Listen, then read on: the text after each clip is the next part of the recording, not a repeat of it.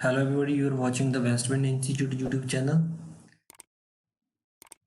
जैसे कि हमने एक सीरीज स्टार्ट की है जिसमें हम इंग्लिश नेट लिटरेचर के जो प्रीवियस पेपर है प्रीवियस एग्जाम है उनके बारे में बात कर रहे हैं, उनको एक्सप्लेन कर रहे हैं। तो इससे पहले वाली वीडियो में हम 2012 के जो दिसंबर के एग्ज़ाम हुआ था उसके बारे में बात कर रहे थे। आज हम उसी पेपर के जो नेक्स्ट 10 क्वेश्चन है उनकी बात करेंगे। जो हमारे पास 11th क्वेश्चन है वो है आइडेंटिफाई द करेक्ट स्टेटमेंट। आपको करेक्ट स्टेटमेंट बतानी है। Gorboduc is a comedy, no Gorboduc is not a comedy, Gorboduc is a tragedy. This option is right because Gorbotic is a tragedy and other two works are comedies. If we talk about Gorbotic was published in 1561. It was published in 1561। ये एक important question है, इससे आपको जो है question पूछा जा सकता है। उसके बाद इसका सब टाइटल क्या है, the tragedy of Ferrex and Porrex is its subtitle. Tragedy है, इसको ब्लैंक वर्स में लिखा गया है और इसकी स्टोरी है जो एक किताब आई थी 1138 में, history of the kings of Britain, उस किताब से ली गई है। Question number 12, William Thackeray's Vanity Fair अपना टाइटल कहाँ से लेता है? वैनिटी फेयर का टाइटल है जो कहाँ से लिया गया है, तो वैनिटी फेयर का जो टाइटल है वो जॉन बनियन की जो एक किताब थी पिलग्रिम प्रोग्रेस में से लिया गया है।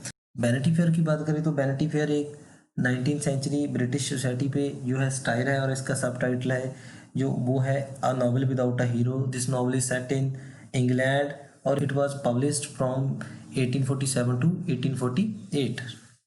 पुरिटन ने थिएटर्स पर बैन कब लगाया था, तो थिएटर्स पर बैन था जो 1642 में लगाया गया था और ये बैन 1660 में रिमूव कर दिया गया था चार्ल्स टू द्वारा। Question number 14, who of the following was not a contemporary of Wordsworth and Coleridge. Coleridge और वर्ड्सवर्थ का कंटेम्प्रेरी कौन नहीं है, तो उसका जो राइट आंसर है, तो इसका जो राइट आंसर है वो है AC स्वाइनबॉर्न।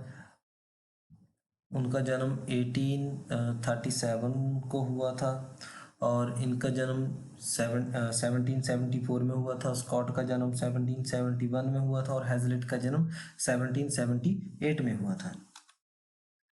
Question number 15, which of the following statement about waiting for Godot is not true. तो इसके बारे में जो ट्रू नहीं है, तो ये वाली स्टेटमेंट इसके बारे में ट्रू नहीं है। Tragic comedy in two acts, ये एक प्ले है जिसमें दो करेक्टर्स हैं, व्लादिमीर और स्ट्रॉगन। इसकी जो लैंग्वेज है वो फ्रेंच है और ये अबजर्डिस्ट जो एक मूवमेंट थी उसका ग्रेटेस्ट नॉवल माना जाता है।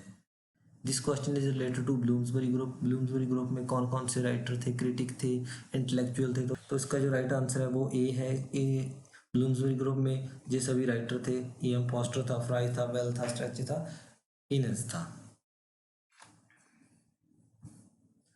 Question number 17, who among the following is credited with the making of the first authoritative dictionary of the English language।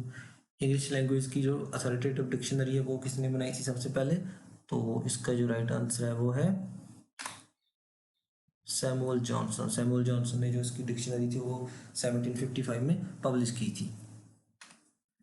तो हमारे पास जो नेक्स्ट क्वेश्चन आता है वो है question number 18, the Dryden in Dryden's essay of dramatic poetry who opens the discussion on behalf of the ancient. तो उसकी बात जो निएंडर करता है, ड्राइडन निएंडर है जो ड्राइडन को रिप्रेजेंट करता है और ये ऐसे है जो 1668 में पब्लिश किया गया था और इसमें जो ड्राइडन है वो फिलिप सिडनी की एक बुक है जिसका नाम है डिफेंस ऑफ पोइट्री, उससे जो आगे की बात करते हैं। मीनिंग ऑफ इन्वेक्टिव, तो द अब्यूजिव राइटिंग और speech in which there is a harsh denunciation of some person और थिंग। लास्ट क्वेश्चन है which of the following novel depicts the plight of the Bangladeshi immigrants in East London. तो इसकी जो बात है वो brick Lane करता है। Brick Lane is written by Monica Ali. Thank you so much for watching. If you like the video please like share and subscribe the channel. Thank you.